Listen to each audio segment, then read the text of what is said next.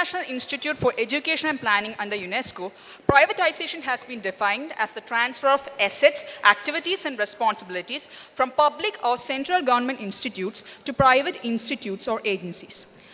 As we know, one of the most prestigious institutes, IIT Bombay, which has ranked 172 in the QR ranking 2022, has just 1,360 UG seats. Similar is the case in other IITs too.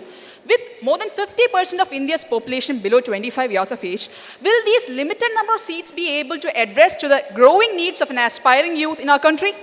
Moreover, I would like to also say that private institutes will always be bound to provide the best facilities, faculties, and opportunities because their survival is totally based on their performance. Perform or perish is their policy, compared to government institutes where they provide job security to their faculties and they will have no necessity to bring out their total potential.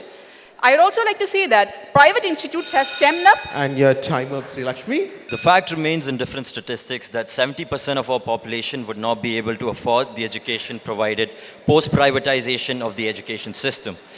It is the duty of the government of any state to provide the needed funds into the education system, and this responsibility shouldn't be transferred to the hands of private individuals. Education shouldn't be a business. Under privatization, the importance of imparting knowledge to the students takes a back seat to the monetary gains that can be gained by every institution in the nexus of private education. In the current scenario of our country, higher education is often neglected due to an ignorant attitude towards it. It is only due to acts such as right to education that enrollment rates, even in public schools, have increased. Under privatization, the dropout rates will multiply drastically due to the expenses associated with it. Social evils, economic problems such as unemployment, poverty, will not only continue to persist, but will increase rapidly. This will ultimately lead... Yeah, time up. In the 21st century, where the markets, technology, and everything is changing from day to day, private institutes, which are autonomous bodies, will have all the freedom to change their syllabus, their curriculum, their exam pattern according to the need of the hour. And they'll be able to address the needs of the market, etc., which is very necessary to create a skilled workforce that will cater to the needs of a developing country like India. I actually think in a society like ours, where at least 40% of the population is under the new poverty line, what we need isn't a wider variety of courses. What we need is more access to these institutes. It is a fact that privatization of the education sector will ultimately cut off a large population of our country from access to higher education. My dear friend, I would like to say that merit is what that matters. When you said the people below the poverty line are not being given education, we should notice that government institutes like IIT still have 10 lakh rupees fees to complete their BTech courses. Also, I'd like to state that 4.2% of GDP has been expended by our country in education in 2022. In compared to developed countries like UK, it is expending 5.53%. If our country is not, the government is not able to cater to the needs of the young growing population, why can't we give the private sector an opportunity? Over to you. Done.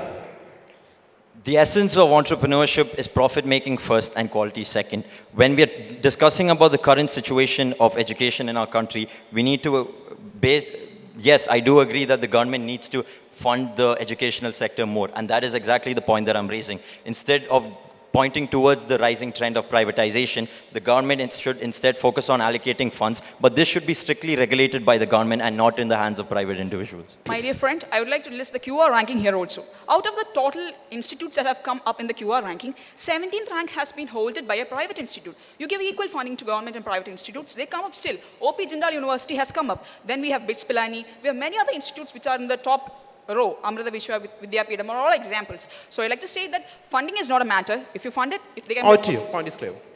Rather than looking at arbitrary lists, I feel like we should look at the patterns of enrollment. And it's not up for debate that the top-tier engineering institutions, the top-tier medical institutions, the top-tier law institutions are all government institutions. These are the ones that are sought after the most. And this is due to a reason that these offer the best quality education. Whether it be engineering colleges, these government colleges tend to get the highest number of projects. Whether it be medical colleges, these colleges have the highest access to a larger patient flow. And this ultimately leads to a better quality of education. I would also like to add that governments, what they need to focus is to bring out a level playing field, like set norms and regulations to check out how the private institutes are working, to check that no much economic makeup is made out of this. And also I would like to say that successfully revolutionized automobile sectors, management sectors, are all tourism, hospitality, all are examples that privatization can actually increase the quality. Better quality is what is required in the market. Out. Done. See, even with the growing trends of globalization, such as in the machinery industry or the telecommunication industry, certain industries such as healthcare, education, railway have resisted this change to an extent because these sectors have been identified as sectors that require government regulation. And these are because these are essential sectors. When we let private players into this industry, it changes the dynamic of these sectors, and it will ultimately lead to a higher disparity between the upper class and the lower middle class and the lower classes, which is not what our society needs. Please. I would like to address my friend, can you always promise that students who graduate from government institutes are the only ones who succeed in their life? Sanjay Malhotra, who has been the co-founder of SanDisk, Narayan Reddy, who has founded Swiggy, are all people who have graduated from BITS Pilani. They have graduated from private institutes. What we need is, we have a large population. If government is not deliberately And able... with that note, your time up.